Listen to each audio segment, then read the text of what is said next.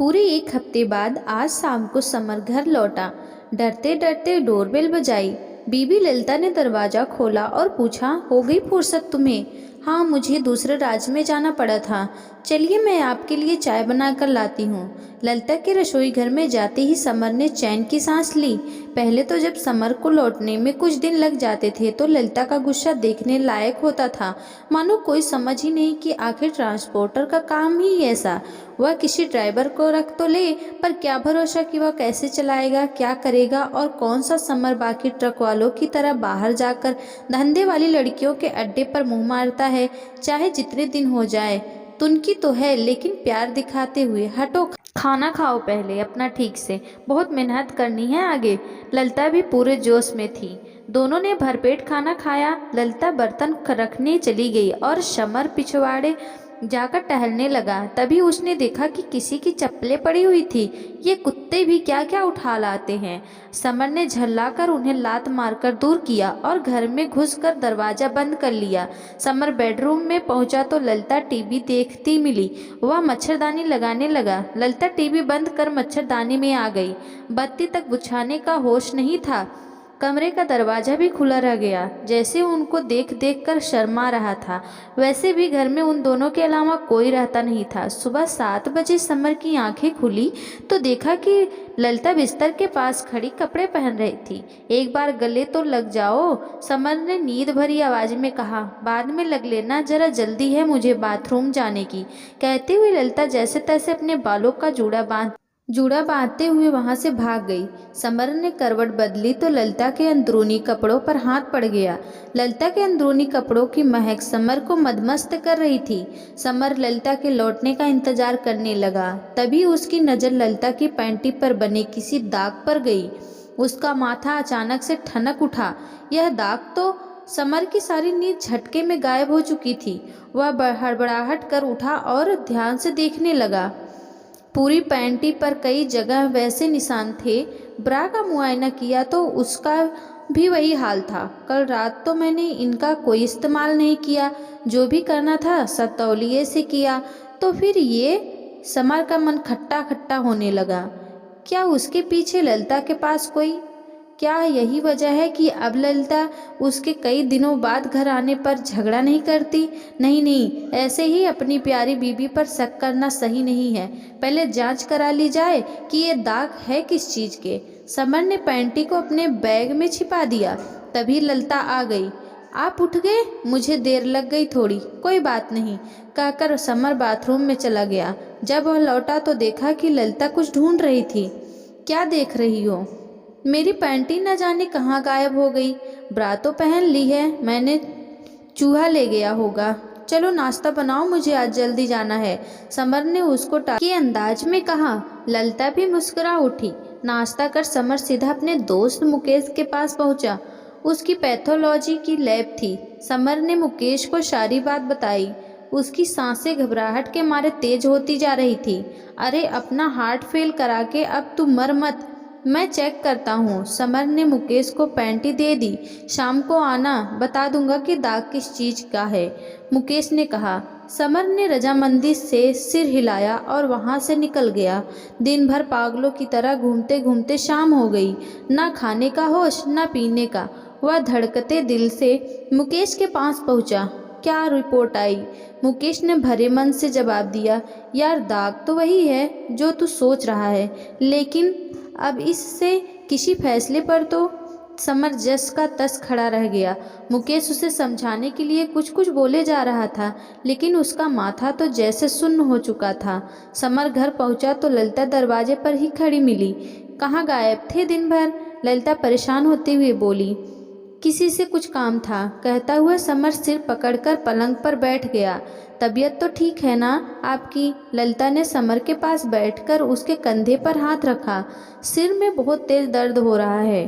बैठिए, मैं आपके लिए चाय बना कर लाती हूँ। कहते हुए ललिता रसोई घर में चली गई। समर ने ललिता की पैंटी को गद्दे के नीचे दबा दिया। चाय पीकर वह बिस्तर पर लेट गया। रात को ललिता खाना लेकर आई और बोली, अजी अब आप मुझे भी मार देंगे? बताओ तो सही क्या हुआ? ज़्यादा दिक्कत है तो चलो डॉक्टर के पास ले चलती हूँ। कुछ बात नहीं, बस एक बहुत बड़े नुकसान का डर सता रहा है, कहकर समर खाना खाने लगा। अपना ख्याल रखो, कहते हुए ललिता समर के पास आकर बैठ गई। समर सोच रहा था कि ललिता का जो रूप अभी उसके सामने है वह उसकी सच्चाई या जो आज पता चली वह है। खाना खत्म कर कर वह छत पर चला गया। ललिता नीचे खाना खाते हुए आंगन में बैठी उसको ही देख रही थी। समर का ध्यान अब कल रात पिछवाड़े में पड़ी चप्पलों पर जा रहा था। वह सोचने लगा, लगता है वे चप्पल भी इसी के यार की है। नहीं, बिल्कुल नहीं, ललिता ऐसी नहीं है। रात को समर ने नींद की एक गोली खा ली, पर नींद की गोली भी कम ताकत वाली निकली। समर को खींची होने लगी। पास में देखा तो ललिता सोई हुई थी। यह देखकर समर को गुस्सा आने लगा। मैं जान दे देकर इसके सुख के लिए पागलों की तरह मेहनत करता हूँ और यह अपना जिस्म किसी और को, कहकर वह उस पर चढ़ गया। ललिता की नींद तब खुली जब उसको अपने बदन के निचले हिस्से पर जोर महसूस होने लगा। अरे जगा देते मुझे, ललिता ने उठते ही उसका सहयोग करना शुरू किया, लेकिन समर तो अपनी ही धुन में था। कुछ ही देर में दोनों एक दूसरे के बगल में बेसुध हो लेटे हुए थे। ललिता ने अपनी समीज उठाकर ओढ़ ली। समर ने जैसे ही उसको ऐसा करते देखा, मानो उस पर भूत सा सवार हो गया। वह झटके से उठा और समीज को खींचकर बिस्तर के नीचे फेंक दिया और फिर से उसके ऊपर आ गया। ओहो, सारी टेंशन मुझ पर ही उतारेंगे क्या? ललिता आहें भरते हुए बोली। समर के मन में पल रही नाइंसाफ़ी की भावना ने गुस्से का रूप ले लिया था। ललिता को छुटकारा तब मिला जब समर थककर चूर हो गया। गला तो ललिता का भी सूखने लगा था, लेकिन वह जानती थी कि उसका पति किसी बात से परेशान है। ललिता ने अपने आप को संभाला और उठकर थोड़ा पानी पीने के बाद उसकी चिंता करते करते कब उसको दोबारा नींद आ गई, कुछ पता न चला। ऐसे ही कुछ दिन गुजर गए। हंसने हंसाने वाला समर अब बहुत गुमसुम रहने लगा था और रात को तो ललिता की एक न सुनना मानो उसकी आदत बनती जा रही थी। ललिता का दिल किसी अनहोनी बात से कांपने लगा था। वह सोचने लगी थी कि इनके माता पिता जी को बुला लेती हूँ, वे ही समझा सकते हैं कुछ। एक दिन ललिता बाजार गई हुई थी। समर छत पर टहल रहा था। शाम होने को थी, बादल घिर आए थे। मन में आया कि फ़ोन लगाकर ललिता से कहें कि जल्दी घर लौट आए, लेकिन फिर मन उचट गया। थोड़ी देर बाद ही समर ने सोचा, कपड़े ही ले आता हूँ, छत से सूख गए होंगे। समर छत पर गया ही था कि देखा पड़ोसी बीरबल बाबू के किराएदार का लड़का रवि, जो कि 18-19 साल का होगा, दबे पैर उसकी छत से ललिता के अंदरूनी कपड़े लेकर अपनी छत पर कूद गया। शायद उसे पता नहीं था कि घर में कोई है, क्योंकि ललिता उसके सामने बाहर गई थी। यह देखकर समर चौंक गया। उसने पूरी बात का पता लगाने का निश्चय किया। वह भी धीरे से उसकी छत पर उतरा और सीढ़ियों से नीचे आया। नीचे आते ही उसको एक कमरे से कुछ आवाज़ें सुनाई दी। समर ने झांक कर देखा तो रवि अपने हम उम्र ही किसी गुंडे से दिखने वाले लड़के से कुछ बातें कर रहा था। अबे रवि, तेरी पड़ोसन तो बहुत अच्छा माल है रे। हाँ, तभी तो उसकी ब्रा पैंटी के लिए भटकता हूँ, कहकर वह हंसने लगा। इसके बाद समर ने जो कुछ देखा उसे देखकर उसकी आंखें फटी रह गई। दोनों ने ललिता के अंदरूनी कपड़ों पर अपना जोश निकालना और रवि बोला, अब मैं वापस उसकी छत पर रख आता हूँ, वह लौटने वाली होगी। अबे कब तक ऐसे ही करते रहेंगे? कभी असली में उसको मिलेगी, लेकिन उस पर तो पवित्रता होने का फुतूर है। वह किसी से बात तक नहीं करती। पति के बाहर जाते ही घर में झाड़ू भी लगाने का होश नहीं रहता उसे। ना ही बाल संवारती है, कभी दबोचे रात में उसे। रवि कहते हुए कमरे के बाहर आने लगा। समर जल्दी से वापस भागा और अपनी छत पर कूद के छिप गया।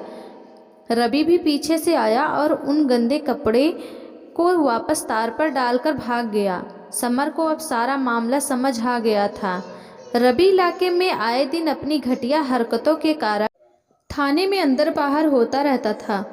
उसके बुरे संग से उसके माँ बाप भी परेशान थे। समर को ऐसा लग रहा था जैसे कोई अंदर से उसके सिर पर बर्फ रगड़ रहा है। उसका मन तेजी से पिछली चिंता से तो हटने लगा, लेकिन ललिता की हिफाजत की नई चुनौती ने फिर से उसके माथे पर बल ला दिया। उसने तत्काल यह जगह छोड़ने का निश्चय कर लिया। ललिता भी तब तक लौट आई थी। आते ही वह बोली, सुनिए, आप माँ को फ़ोन कर देती हूँ, वे समझाएंगी अब आपको। समर ने उसको सीने से कस कर चिपका लिया। तुम साथ हो ना, सब ठीक है और रहेगा। अरे लेकिन आपकी यह उदासी मुझसे देखी नहीं जाती है अब। आज के बाद यह उदासी नहीं दिखेगी। खुश, मेरी जान लेकर ही मानेंगे आप। बोलते बोलते ललिता को रोना आ गया। यह देखकर समर की आंखों से भी आंसू छलकने लगे थे।